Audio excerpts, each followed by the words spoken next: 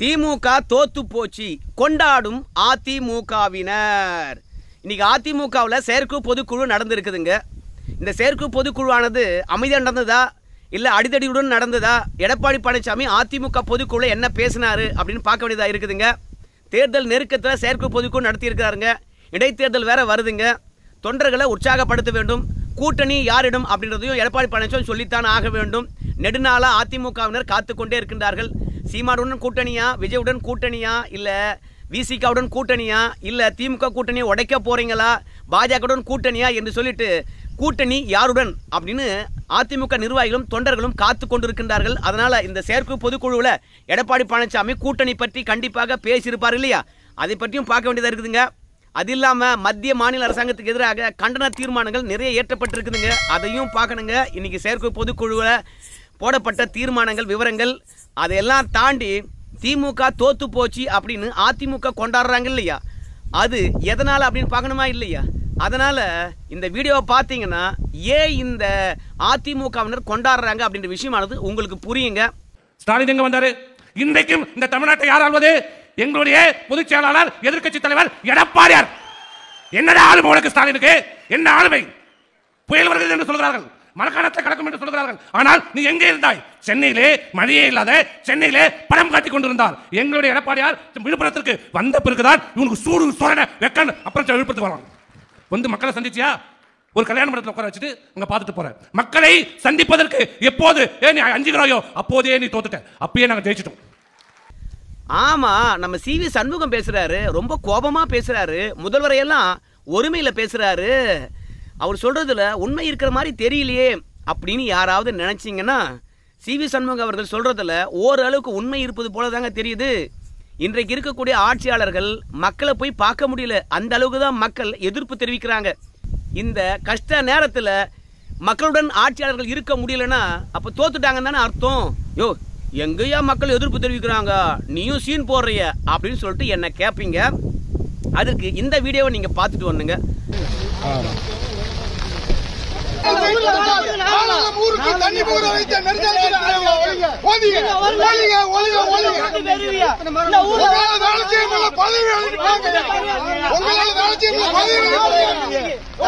எங்கெங்க இந்த எதிர்ப்பு அப்படின்னு சொல்லிட்டு கேட்பீங்க.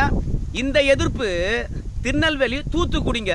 இந்த மக்களுடைய கோபம் என்னன்னு கேட்டீங்கன்னா, இந்த தூத்துக்குடியும் திருநெல்வேலியும் சென்ற வருடமே பெரும் மழையினால் பெரு வெள்ளத்தினால் பாதிப்படைஞ்சுதாங்க. அப்போது பாடம் கற்றுக்கொள்ளாமல் எந்தவித முன்னெச்சரிக்கை ஏற்பாடும் செய்யாம இப்ப எல்லாரையும் வெள்ளத்துல மிதக்க விட்டுட்டாங்களா. மக்கள் முக்கியமான பொருட்கள் கூட எடுக்க முடியாத அளவுக்கு இன்னைக்கு எல்லாம் தண்ணியில விட்டுட்டு அவதிப்படுகின்றார்களாம்.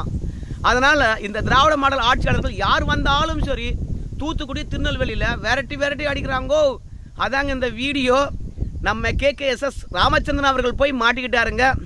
இப்ப சில பேர்லாம் என்ன சொல்றாங்க கேட்டீங்கன்னா, இந்த பெருவெள்ளத்தில் மக்கள் பாதிப்படைந்திருக்கின்றார்கள், தங்களுடைய வாழ்வாதாரத்தை இழந்திருக்கின்றார்கள். இவ்வளவு நாள் சம்பாதித்தது அத்தனையும் பெருவெள்ளத்தில் போய்விட்டது. ஆடு மாடுகளும் கிடையாது, விளைச்சலும் இல்லை, வீடும் இல்லை, ஆவணங்களும் இல்லை. அதனால பயங்கர அதிருப்தி இருக்கும். இந்த அதிருப்தியில ஒரு அமைச்சர் போய் ஆய்வு செய்தார் என்றால் நிச்சயமாக கோபம் இருக்கத்தானே செய்யும்.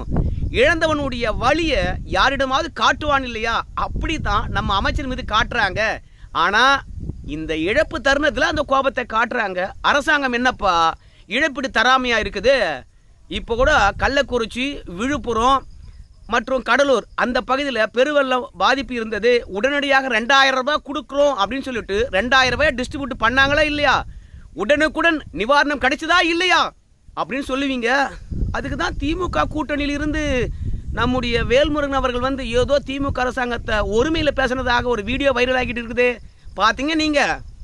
ஏயா வட மாவட்டங்களுக்கு நீங்க என்ன பிச்சையா போடுறீங்க அப்படின்னு திமுக அரசாங்கமானது வட மாவட்டத்தை ஒட்டுமொத்தமாக புறக்கணித்து விட்டது. திமுக அரசாங்கத்துக்கு வாக்கு மட்டும்தான் வேண்டுமே கன்றி மக்களுடைய வாழ்வாதாரம் தேவையில்லை. என்னையா கோடி கோடியா சுருட்டுறீங்க, 2000 ரூபாய் பிச்சை போட்டுட்டு போறீங்களா? ஏன் மெட்ராஸில் பெருவெள்ளம் வந்தால் 6000 ரூபாய் கொடுப்பீங்க, இங்கே 2000 ரூபாய் கொடுப்பீங்களா அப்படின்னு சொல்லிவிட்டு திமுக கூட்டணியில் இருந்து கொண்டு நம்ம முதலமைச்சரை பயங்கரமா கேள்வி கேட்டதா ஒரு வீடியோ இருக்கிறது. உண்மைதானுங்க. பெரும் பாதிப்பு ஏற்பட்டு ஒட்டுமொத்தத்தையும் இழந்து விட்டு இருக்கின்றவங்க கிட்ட போய் 2000 ரூபாய் கொடுத்தா அவன் என்ன நினைப்பான், வெந்த புண்ணுல வேல் பாய்ச்சறியா அப்படின்னு இன்னும் தான் வந்து பார்த்தீங்கன்னா கோபம் ஏற்படும். உடனடி தேவையாக படுக்கை தரும், பிரெட்டு தரும், பால் தரும், ரொட்டி தரும் அப்படின்னு சொல்லிவிட்டு மெழுகுவத்தி எல்லாம் எடுத்து போய் கொடுத்து நாங்கள் வெள்ள நிவாரண நிதி கடைசியில் இழப்புகளை கணக்கிட்டு பணம் தருவோம் அப்படின்னு அமைச்சர் பெருமக்கள் போகின்ற பொழுதுதான் இன்னும் கோபத்தை அதிகமாக காட்டுறாங்க மக்கள். முன்னெச்சரிக்கை நடவடிக்கை எடுத்திருக்கணும் ஐயா.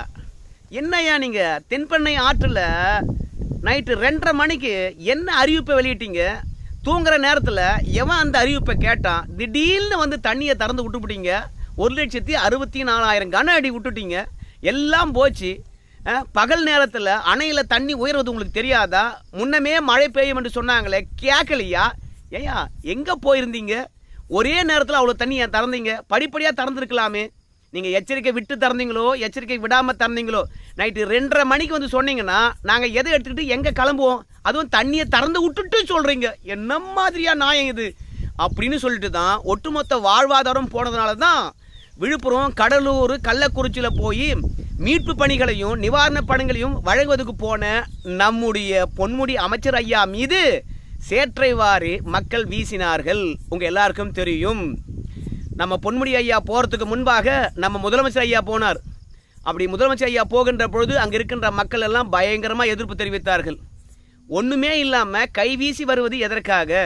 கஷ்டப்பட்டு கொண்டு இருக்கிற இந்த தருணத்தில் ஏற்கனவே பெருவெள்ளமானது ஒவ்வொரு மாவட்டமாக தாக்கி கொண்டு வருகின்ற போது சென்னை புயலானது கடலூருக்கு அருகாமையில் கடக்க போகுது என்று செய்தி தெரிந்த பிறகும் முன்னெச்சரிக்கை நடவடிக்கை எடுக்காமல் வந்து ஆறுதல் சொல்வதற்காக முதல்வர் ஏன் வந்தாருன்னு சொல்லிட்டு முதல்வருக்கும் எதிர்ப்பு தெரிவித்தார்கள்.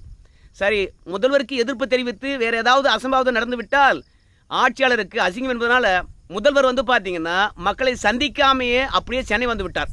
உங்கள் எல்லாருக்கும் தெரியும். அதற்கு முன்பாகவே எடப்பாடி பழனிசாமி போயிருந்தார். அவர்கிட்ட நிறைய கோரிக்கைகள் வச்சாங்க. அதற்கு பிறகுதான் முதல்வர் வந்தார். முதல்வருக்கு எதிர்ப்பு தெரிவித்தாங்க. முதல்வர் கிளம்பிட்டார்.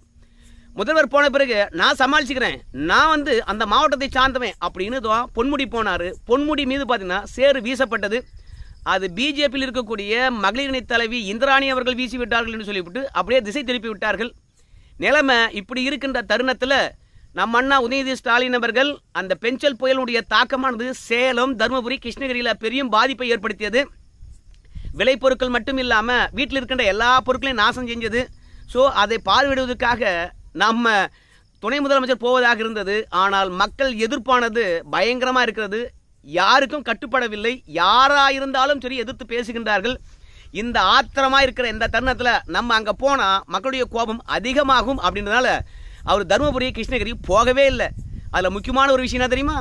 இன்னைக்கு தென் மாவட்டத்தில் எவ்வளவோ மழை வெள்ளம். முதல்வரும் போல, நம்முடைய துணை முதல்வரும் போல, அந்தந்த பகுதியில் இருக்கக்கூடிய அமைச்சர் பெருமக்கள் மட்டும்தான் போனாங்க. திருச்சியிலிருந்து கே நேரு போனாருங்க. திருச்சியில் பெருவெள்ளங்க. உடனடியாக திருநெல்வேலியிலிருந்து திருச்சி வந்தாருங்க. மீண்டும் தூத்துக்குடியில் பெருவெள்ளம். திருச்சி வந்த கே நேரு அவர்கள் மீண்டும் தூத்துக்குடி போயிட்டார். மழை பொழிவோ தென் மாவட்டத்தில் நம்ம துணை முதலமைச்சர் எங்கே போய் பார்வையிட்டார்? செம்பரம்பாக்கம் ஏரியை போய் பார்வையிட்டார். சென்னையில் பெருசாக மழை கிடையாது, கொட்டி தீர்த்தது தென் மாவட்டங்களில். ஸோ அங்கே போகாமல் செம்பரம்பாக்கம் ஏரியை போய் பார்வையிட்டார். அங்கே இருக்கக்கூடிய பொறியாளர்களே வந்து பார்த்தீங்கன்னா ஏரியை பார்வையிட்டு அவ்வப்போது துணை முதலமைச்சருக்கு அப்டேட் தந்தால் போதும். ஆனால் ஏன் நீ தென் மாவட்டங்களுக்கு போல அப்படின்னு சொல்லிட்டு கேட்பாங்க இல்லையா? அங்கே மக்கள் எதிர்க்கிறாங்க என்ற விஷயமானது உளவுத்துறை மூலமாக தெரிஞ்சுட்டு இருக்கும். மக்களுக்கு பெரிய பாதிப்பு என்பது துணை முதலமைச்சருக்கு செய்தி வந்துட்டு இருக்கும். ஆனால் மழை வெள்ள நேரத்தில் அங்கே போல அப்படின்னு எந்த ஒரு குற்றச்சாட்டும் இருக்கக்கூடாது என்பதற்காக நம்ம துணை முதலமைச்சர் நேராக செம்பரம்பாக்கம் போயிட்டார். ஸோ அந்த அளவுக்கு தான் மக்கள் வந்து பார்த்தீங்கன்னா திமுகவுக்கு எதிராக இருக்கிறாங்க இந்த மழை வெள்ள பாதிப்பு தருணத்தில். இதெல்லாம் தான் குறிப்பிட்டு நம்முடைய சிவி சண்முகம் அவர்கள் சொல்கிறாரு, மக்கள் உங்களை எதிர்த்துட்டாங்க, மக்கள் எதிர்ப்புக்கு பயந்துக்கிட்டு நீங்கள் போகல, நீங்கள் எப்பயோ தோத்துட்டீங்கய்யா. தேர்தல் நேரத்தில் காசு கொடுத்து வெற்றி பெறுவேன், புரியுதா? அது வாக்குகள் விலை கொடுத்து வாங்குவதுக்கு சமம். ஆனால் நிஜமாக மக்களுடைய நம்பிக்கையை இழந்து விட்டாய். எப்போது மக்களுடைய நம்பிக்கையை இழந்தையோ அப்போதே நீ தோத்துட்டு போ அப்படின்னு சிவி சண்முகம் பேசுறதுனால இன்னைக்கு அதை வச்சுக்கிட்டு அதிமுகவினர் கொண்டாடி கொண்டு இருக்கின்றார்கள். கலை யதார்த்தமாக தான் இருக்குது. சிவி சண்முகம் அவர்கள் சொன்னதுங்க. அதிமுக பொதுக்குழு செயற்குழுவில் கிட்டத்தட்ட ஒரு 26 தீர்மானங்கள் இயற்றப்பட்டிருக்குதுங்க. அந்த தீர்மானங்கள் என்ன என்பதை பற்றி நம்ம சுருக்கமாக பார்க்கலாம். எடப்பாடி பழனிசாமியை பொறுத்த வரைக்கும் நாடாளுமன்ற தேர்தலில் கூட்டணி இல்லை, ஆனால் பெரிய கூட்டணி அமைப்போம் என்று சொன்னோம். ஆனால் பெரிய கூட்டணி நமக்கு அமையல. அதே மாதிரி தான் சட்டமன்றத்திலையும் வந்து பார்த்தா கூட்டணி அமையாது அப்படின்னு நினைக்காதீங்க. இது நமக்கான தேர்தல். நிச்சயமாக மெகா கூட்டணி இருக்கும். நீங்க விரும்புகிற கூட்டணி கண்டிப்பாக நம்ம உருவாக்குவோம் அப்படின்னு வந்து சொல்லியிருக்கின்றார். அது மட்டும் இல்ல, இந்த டங்ஸ்டன் சுரங்கம் தொடர்பாக எடப்பாடி பழனிசாமி பேசினார் தெரியுமா? அந்த மொத்த வீடியோவையும் வெளியே விட்டுருந்தாங்கன்னா திமுக ஆட்சி அன்னைக்கே காலியாக இருக்குமா மக்கள் புரட்சி மூலமாக. ஆனால் திமுக அரசாங்கமானது எதிர்கட்சிகள் பேசுகின்ற விஷயத்தை வெளியே வர்றது இல்லையா. அது மட்டும் கிடையாது, எடப்பாடி பழனிசாமி வந்து நம்ம கனிமொழி அவர்களை என்ன ஆணவத்தோட இருமாப்புடன் பேசணும்னு சொன்ன இல்லையா? 200 தொகுதி வெற்றி பெறுவோன்னு சொன்ன இல்லையா நீ? இப்போ பெருவெள்ளமானது தென் மாவட்டத்தை பயங்கரமாக பாதிச்சிருக்குது. இப்போ போய் மக்களுக்கு உதவி செய்துவிட்டு மக்களுடன் மக்களாக நான் இருக்கின்றேன், துயரமான நேரத்திலும் நான் வந்து பார்த்தீங்கன்னா இந்த பெருவெள்ள பாதிப்பில் மக்களுக்காக சேவையாற்றி இருக்கின்றேன், நாங்கள் இப்போதும் இருமாப்புடன் சொல்லுவோம் 200 தொகுதி வெல்லுவோம் அப்படின்னு ஒரு அரைக்குவல் விட சொல்லுங்க பார்க்கலாம். கனிமொழியை போகவே முடியாது. ஆனால் இந்த மாதிரி மக்கள் பெருவெள்ளத்தில் பாதிப்படைகின்ற இந்த தருணத்தில் பார்லிமெண்ட்டில் உட்காந்துக்கின்னு போய் பாஜக அரசாங்கத்தை எதிர்த்து கொண்டு இருக்கின்றார்களாம். ஆனால் மழை வெள்ளமெல்லாம் வடிந்து விட்ட பிறகு மீண்டும் அங்கே போயிட்டு ஒரு பொதுக்கூட்டத்தை போட்டு 200 தொகுதிகள் வெற்றி பெறுவோம் என்று சவால் விடுவாங்க, இருமாப்புடன் பேசுவாங்க. அந்த இருமாப்பை இப்போ போய் காட்ட சொல்லு, விரட்டி அடிப்பாங்க விரட்டி அப்படின்னு எடப்பாடி பழனிசாமி திமுகவினுடைய வாரிசு அரசியலில் இருந்து திமுக அரசாங்கம் வந்த பிறகு ஏறி இருக்கக்கூடிய விலையேற்றம் வரைக்கும், அதோட அரங்கேறி இருக்கக்கூடிய சட்டம் ஒழுங்கு சீர்கேடு வரைக்கும், போதைப்பொருள் கலாச்சாரம் வரைக்கும், அதோட அதிமுக அரசாங்கம் கொண்டு வந்திருக்கக்கூடிய கடந்த கால அதிமுக அரசாங்கம் கொண்டு வந்திருக்கக்கூடிய திட்டங்களை எல்லாம் கிடப்பில் போட்டதும், தன்னுடைய தந்தையாருக்கு போகின்ற இடமெல்லாம் சிலை வைத்திருப்பதும், அதையெல்லாம் தாண்டி தன் தந்தையார் பெயரில் கட்டடங்களும் பூங்காலும் கட்டி தீர்ப்பதும், மக்கள் வரி பணம் எந்த அளவுக்கு வீணாகிறது என்பதை பற்றியும், அதோட சென்னையினுடைய பிரதான இடத்துல கார் ரேஸ் நடத்தி நம்ம மக்கள் வரி பணத்தை கரியான விஷயத்தையும் ஒட்டுமொத்தமாக வந்து பார்த்தீங்கன்னா பட்டியலிட்டு ரொம்ப ஆவேசமாக பேசினார், தெல்ல தெளிவாக பேசினார். அந்த வீடியோவை நம்ம ஏற்கனவே கொடுத்துருந்தோம். அதில் எடப்பாடி பழனிசாமி அதிமுக பாஜக திமுகவுக்கு இடையில் இருக்கக்கூடிய வாக்கு வித்தியாசம் என்ன என்பதை பற்றி குறிப்பிட்டிருந்தார். அதை பற்றி ஒரு தெல்ல தெளிவான வீடியோவை நான் பிறகு போடுறேன். ஏன்னா எடப்பாடி பழனிசாமி எந்த அளவுக்கு பரிதாப நிலைக்கு தள்ளப்பட்டிருக்க என்ற விஷயமானது அதில் சொல்லப்பட்டிருக்குது. இப்போ தீர்மானங்கள் 1-2 பார்க்கலாமா? எடப்பாடியார் ஆட்சி கொண்டு வரணுமா, அதான் முதல் தீர்மானம், அதற்காக உழைக்கணும். 2வது தீர்மானம் வந்து பார்த்தீங்கன்னா ஜானகி எம்ஜிஆர் அவர்களுக்கு 100ஆண்டு விழா கொண்டாடுறதுனால எடப்பாடி பழனிசாமிக்கு வாழ்த்து தெரிவித்திருக்கின்றார்கள். 3வது திருக்குறளை தேசிய நூலாக அறிவிக்க வேண்டும் என்று மத்திய அரசாங்கத்துக்கு கோரிக்கை. 4வது வந்து பார்த்தீங்கன்னா சென்னை உயர்நீதிமன்றத்தில் தமிழ் மொழி வழக்காடு மொழியாக மாற்ற வேண்டும் அப்படின்னு சொல்லியிருக்கிறாங்க. அதோடு போச்சுன்னா சட்டங்களுக்கு எல்லாம் இந்தி பெயர் இருக்குது, மறுபடியும் ஆங்கில பெயர் வைக்கணும் அப்படின்னு சொல்லியிருக்கிறாருங்க. அதோட எலெக்ஷன் கமிஷனுக்கு ஒரு கோரிக்கை, எலெக்ஷனை நேர்மையாக நடத்துங்க, வாக்காளர் பட்டியலில் ஏகப்பட்ட குளறுபடி இருக்குது, அதெல்லாம் சரி செய்யணும் அப்படின்னு சொல்லியிருக்கிறாங்க. தமிழக அரசாங்கத்துக்கு ஒரு கோரிக்கை, சாதிவாரி கணக்கெடுப்பு எடுக்கணும், அப்போ தான் என் பொருளாதாரத்தில் வந்து பார்த்தீங்கன்னா மக்கள் எந்த அளவுக்கு வளர்ந்துருக்கின்றார்கள், கல்வி எந்த அளவுக்கு அடித்தட்டு மக்கள் பெற்றிருக்காங்க என்ற விஷயம் தெரியும், அதனால் சாதிவாரி மக்கள் தொகை கணக்கெடுப்பு எடுக்கணும் அப்படின்னு ஒரு கோரிக்கை வச்சிருக்காருங்க. அப்புறம் பார்த்தீங்கன்னா சிறுபான்மையினுடைய பாதுகாப்பை உறுதி செய்ய வேண்டும். அதற்கு பிறகு சிறுபான்மையர்கள் வந்து பார்த்தீங்கன்னா குற்றச்செயலில் ஈடுபட்டு சிறையில் இருக்கின்றார்கள், அதனால் இஸ்லாமிய கைதிகளை விடுவிப்புன்னு சொன்னீங்க, எங்கே விடுவிச்சிங்க? அது முறையாக இனிமே வந்து விடுவிக்க வேண்டும் என்று கோரிக்கை வச்சிருக்கிறாருங்க. அதோட கல்வி என்பது மாநில பட்டியலில் தான் இருந்தது, எமர்ஜென்சின் போது அது என்ன பண்ணாங்க, டக்குன்னு பொதுப்பட்டியலில் மாற்றிட்டாங்க. மீண்டும் கல்வியை மாநில பட்டியலுக்கே கொண்டு வரணும் அப்படின்னு ஒரு தீர்மானத்தை எடப்பாடி பழனிசாமி போட்டிருக்கிறாருங்க.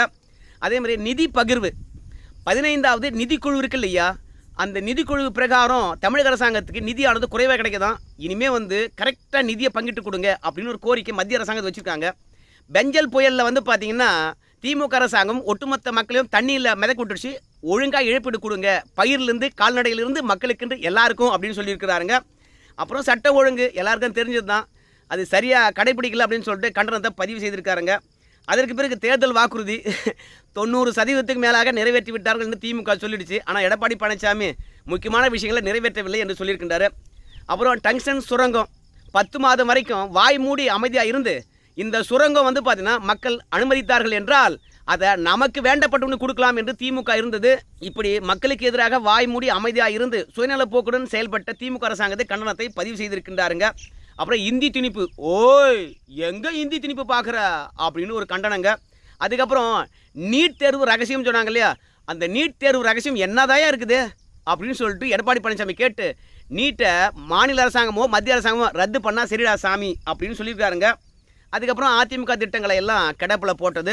அதோட சென்னையினுடைய மையப்பகுதியில் கார் ரேஸு விட்டது. மொத்தம் 26 தீர்மானங்கள், முக்கியமான தீர்மானங்களை நான் சொல்லிட்டேன். அதிமுகவோட செயற்குழு பொதுக்குழுவானது அமைதியாக தான் நடந்தது, தடபுடலாக நடந்தது. எடப்பாடி பழனிசாமி பொதுக்குழு செயற்குழு நடத்தினார்னு வச்சுக்கோங்களேன். எப்போதும் சைவம் மட்டும்தான் போடுவார். இப்போது ஜெயலலிதா மாதிரி அசைவமும் சேர்ந்தே போட்டிருக்கிறாங்க. அதோட போச்சுன்னா அனுமதி கடிதம் யாருக்கு இருக்குதோ அவங்க மட்டுமே செயற்குழு பொதுக்குழுக்கு வரணும் அப்படின்னு சொன்னாங்க. 2553 செயற்குழு பொதுக்குழு உறுப்பினர்கள். ஆனால் அதை தாண்டி ஒரு 1000 சிறப்பு அழைப்பாளர்கள் அழைக்கப்பட்டிருந்தார்கள். அதை தாண்டியும் தொண்டர்கள் வந்தாங்க. உண்மையாகவே இந்த செயற்குழு பொதுக்குழுவானது அமைதியாக நடந்தது. அது மட்டும் இல்லாமல் அதிமுக தொண்டர்கள் சாரசாரியாக வந்திருந்தாங்க. எடப்பாடி பழனிசாமி செயற்குழு பொதுக்குழுக்கு என்ட்ரி ஆகின்ற போது அதிமுகவினர் வேறு மாதிரியான வரவேற்பெல்லாம் தந்தாங்க. மொத்தத்தில் அதிமுக பொறுத்த வரைக்கும் ஒரு சரியான கூட்டணி போட்டால் இல்லை பாஜகவுடன் கைகோர்த்தால் நிச்சயமாக திமுக ஆட்சியை வீழ்த்தலாம். அந்த அளவுக்கு தான் மக்களுடைய எதிர்ப்பை திமுக சம்பாதித்திருக்கிறது. இப்போ திமுக கூட்டணியில் பார்த்தீங்கன்னா ஏகப்பட்ட சலசலப்பு இருக்குது. மன ஒத்த கருத்துடன் திமுக கூட்டணி கிடையாது என்பது உங்கள் எல்லாருக்குமே தெரியும். அதனால் இனி 2019 2021 எப்படி ஒருங்கிணைந்து தேர்தலை சந்தித்தார்களோ திமுக கூட்டணி அந்த மாதிரி எந்தவித மனக்கசப்பும் இல்லாமல் தேர்தலை சந்திப்பாங்க அப்படின்னு சொல்ல முடியாது. அதனால் நல்ல கூட்டணியுடன் மன ஒத்து வேலை பார்த்தாங்கன்னா திமுக வீழ்த்தலாம். எடப்பாடி பழனிசாமி என்ன பண்ண போறார் என்பதெல்லாம் பொறுத்து பார்க்கலாங்க. நன்றி.